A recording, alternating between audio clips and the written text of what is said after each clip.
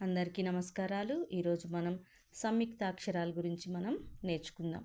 ఒక హల్లుకి మరొక హల్లు ఒత్తుగా వచ్చి చేరితే వాటిని సంయుక్తాక్షరాలు అంటాం. ఉదాహరణకి దాకి మావొత్తు, తాకి రా కావొత్తు, సాకి వావొత్తు, దాకి యావొత్తు, కాకి తావొత్తు.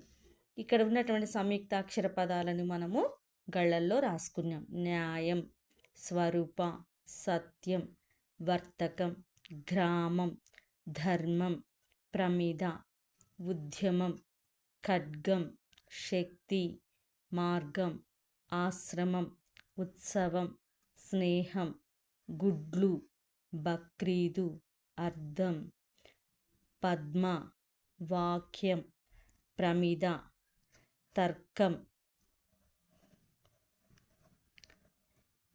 అంటే ఇవన్నీ కూడా ఉన్న పదాలన్నీ కూడా మరి ఒక హల్లుకు వేరొక హల్లు ఒత్తుగా చేరినటువంటి ఈ యొక్క పదాలన్నీ కూడా సంయుక్తాక్షర పదాలే.